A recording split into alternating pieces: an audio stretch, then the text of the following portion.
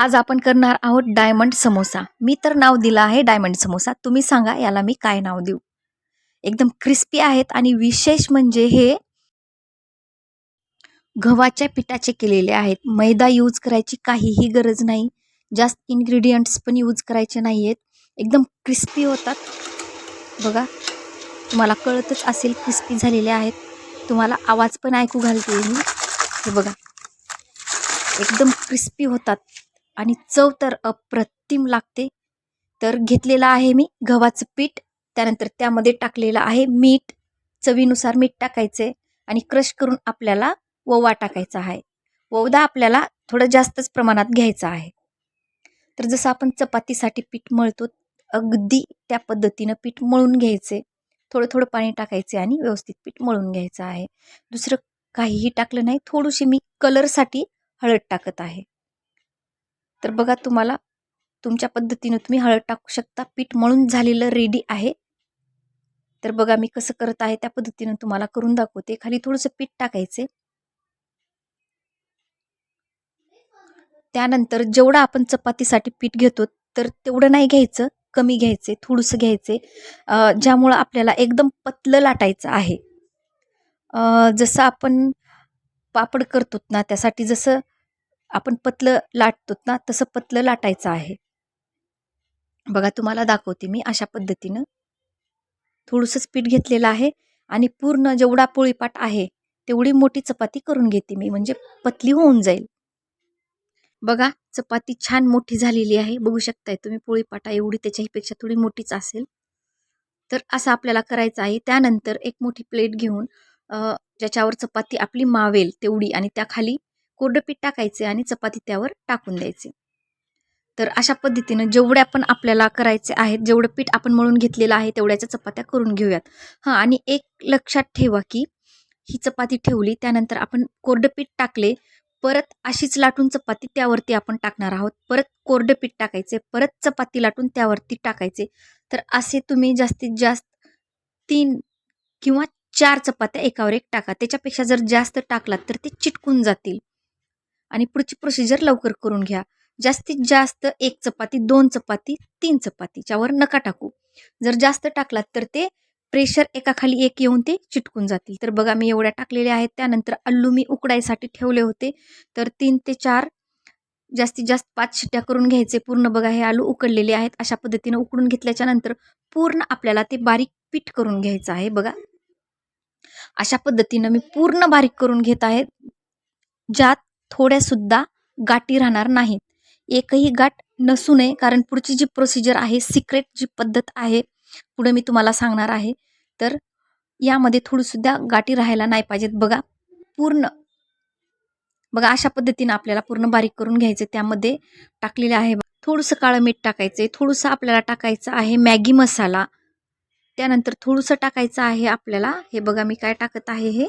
तर प्रमाण किती टाकायचे? मंचुरियन मसाला आपल्याला अर्धा टेबलस्पून टाकायचे. त्याच्यानंतर चकली मसाला टाकायचे आपल्याला 2 टेबलस्पून. तर आलू मी घेतलेले होते 9 ते 10. तर मीठ टाकायचे. त्यानंतर टाकायचं आहे आपल्याला ओवा. त्यानंतर जिरा थोडासा टाकायचे आपल्याला, जिऱ्याचं कूट थोडंसं टाकायचे. त्यानंतर लसण, अद्रक आणि कोथिंबीरचं पेस्ट करून घ्यायचे मिक्सरमधून. त्यानंतर ऑइल टाकलेलं आहे मी. पुढची प्रोसिजर जी सिक्रेट आहे ती करून घेऊयात. तर तुम्हाला मसाले समजलेच असतील काय काय टाकायचं आहे ते. त्यानंतर अद्रक, लसण आणि थोडीशी कोथिंबीर, अद्रक, लसण. अद्रक थोडीशी घ्या, कोथिंबीर आणि लसण भरपूर घ्या. त्यानंतर व्यवस्थित पेस्ट करून घेतलेला आहे मी. 10 ते 12 लसणाच्या पाकळ्या घेतल्या होत्या. व्यवस्थित पेस्ट करून आपल्याला हे क्रिस्पी म्हणजेच ब्राऊन कलरचं होजेपर्यंत व्यवस्थित तेलामध्ये पेस्ट खालीवरी करून घ्यायची आहे. तर बघा मसाले काय काय टाकले होते आपण. मसाल्यामध्ये टाकला होता आपण मॅगी मसाला. मॅगी मसाला 2 टेबलस्पून. त्याच्यानंतर चकली मसाला 2 ते 3 टेबलस्पून. जिरा पावडर अर्धा टेबलस्पून. धनिया पावडर अर्धा टेबलस्पून. चाट मसाला 1 टेबलस्पून. ओवा 2 टेबलस्पून. काळं मीठ थोडंसं टाकायचे 2 ते 3 चुटकी. तर एवढा मसाला आपण वापरलेला आहे. त्यानंतर हिरवी मिरची 3 ते 4 घेतलेले आहेत. जास्त स्पायसी असेल तर कमी घ्या, स्पायसी नसतील तर 5-6 घेतला तरी चालेल. तर हिरवी मिरची, कोथिंबीर आणि लसणाच्या 10 ते 12 पाकळ्या आणि अद्रक थोडीशी. तर अद्रक, लसण, कोथिंबीर आणि मिरची ही आपण पेस्ट मिक्सरमध्ये फिरवलेली आहे आणि ही इथं तेलामध्ये टाकलेली आहे. आणि जे मसाले टाकलेले आहेत ते आपण डायरेक्ट आलूमध्ये जे बारीक केलेलं आहे त्याच्यात टाकलेले आहेत. तर हे जे मसाले मिक्स इथं टाकलेले आहेत बघा, पूर्ण मसाले त्या आलूमध्ये, तर ते आपण डायरेक्ट आलू आणि ते मसाले यामध्ये टाकून देऊयात. तर मसाले सगळे सांगितलेले आहेत. त्यावरती मीठ पण टाकायचं आहे. मीठ चवीनुसार. आपण आधी पण पिठामध्ये मीठ टाकलेलं आहे. तर या आलूमध्ये पण, या भाजीमध्ये पण तुम्ही मीठ टाका. जे आपण मसाला आलू फ्राय करत आहोत यामध्ये पण मीठ टाका, चवीनुसार टाका. वाटल्यास तुम्ही सुरुवातीला टाका. असं मिक्स करा. जसं मी मिक्स करत आहे त्यानंतर परत मीठ टाका, पहा आणि परत मीठ टाका. तर बघा, रेडी आहे आपला आलू मसाला. अशा पद्धतीनं करून घ्यायचं आहे. इथपर्यंत तर तुम्हाला समजलंच असेल. सिक्रेट पद्धत पुढची सांगते तुम्हाला. सिक्रेट मसाले तर समजलेच आहेत. पुढची सिक्रेट पद्धत बघूयात. सहसा मैदा मैदा वापरू नये. सहसा म्हणजेच मैदा आरोग्यासाठी चांगला नसतो, शरीरासाठी चांगला नसतो.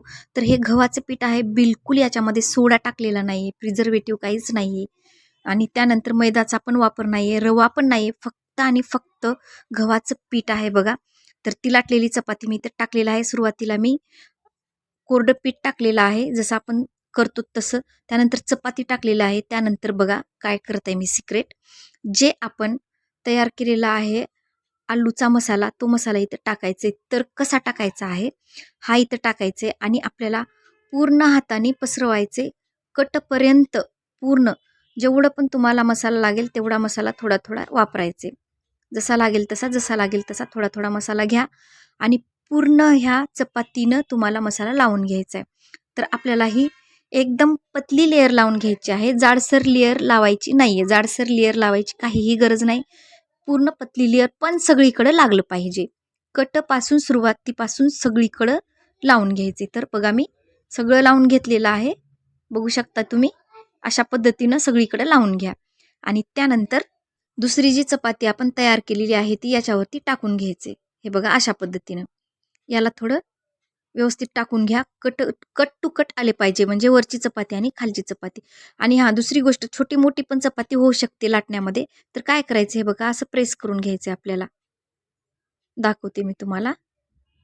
व्यवस्थित लक्षपूर्वक बघा. हे बघा अशा पद्धतीनं. जी साईड मोठी आहे ती अशी दुमडवायचे, फोल्ड करायचे आणि त्याला प्रेस करून घ्यायचे. बघा अशा पद्धतीनं. स्किप न करता काही सिक्रेट पद्धती असतात. त्यामुळे मी स्किप न करता दाखवत आहे. तर तुम्ही पण ह्या सिक्रेट पद्धती तुमच्या मिस होऊ नयेत म्हणून स्किप न करता पहा. नाहीतर तुम्हाला समजणार नाही. तर बघा त्यानंतर पलटून घेतले मी. परत या सगळीवर थोडं थोडं प्रेस करून आपल्याला सगळ्याच पद्धतीनं सेम करून घ्यायचे, असं फोल्ड करून. जे एक्स्ट्राचा पार्ट आहे तो असा फोल्ड करायचा. अशाच सिक्रेट पद्धती असतात. त्यामुळे स्किप न करता पहा. तर बघा सगळीकडून फोल्ड जिथं जिथं केले मी तसं ते जास्त झालेलं असं करून घेतलेलं आहे आणि व्यवस्थित वरच्या साईडनी पण थोडं थोडं आपल्याला प्रेस करून घ्यायचं आहे. बघा हे बघा दोन्ही साईडनं दाखवते तुम्हाला, अशा पद्धतीनं केलेलं आहे. तर आता आपल्याला काय करायचं, याची कट करून घ्यायचे. तर कशा पद्धतीनं बघा, एक चाकू घ्यायचे. चाकूच्या साहाय्याने आपण शंकरपाळे जसं करतो तशा पद्धतीनं कट करायचे. उभी साईड, आडवी साईड कट करून घ्यायचे आणि जे हे आहेत कट आहेत ते मोठे मोठेच ठेवायचे, जास्त बारीक करायचं नाहीये. आडवी साईड केली, आता उभी साईडनं करत आहे बघा. तर तुम्ही पाहू शकता की किती मोठे मोठे ठेवत आहे मी, जास्त बारीक कट करत नाहीये बघा. तर अशा पद्धतीनं मोठी मोठी साईज आपल्याला ठेवायची आहे, जास्त बारीक करायचं नाही. जर तुम्ही छोटी साईज केला तर ते जास्त तळवण्यात पण व्यवस्थित येणार नाही आणि क्रिस्पी पण होणार नाही आणि म्हणजे जसं की आकार दिसायला पाहिजे. डायमंड समोसा आहे तर डायमंडसारखा आकार येतो. अशा पद्धतीनं कट करून घ्या. आकार दाखवते बघा तुम्हाला डायमंडसारखा. हा असा आकार येतो, तर हा असा आकार कसा करायचा दाखवते मी तुम्हाला. बघा सगळ्या साईडनी जो आपण आतमध्ये मसाला भरलेला आहे बघा, या साईडनी हे बघा असा दिसतो. तर या साईडनी असं फोल्ड केलं बघा, प्रेस करायचे ती कट. परत या साईडनी, बॅक साईडनी असं फोल्ड करून असं करायचे. कळालंच असेल तुम्हाला. बघा डायमंड शेप आलेला आहे. तर अशा पद्धतीनं आपण सगळे करून घेऊयात. परत एक दाखवते बघा तुम्हाला आतमध्ये बघा. हे बघा जे 2 कट आहेत ना, हे 2 कट, हे 2 कट, हे 2 कट आपण मिटवले, प्रेस करून घेतले. पुन्हा बॅक साईडनी हे 2 कट असे मिटून घ्यायचेत आपल्याला. परत प्रेस करून घ्यायचे.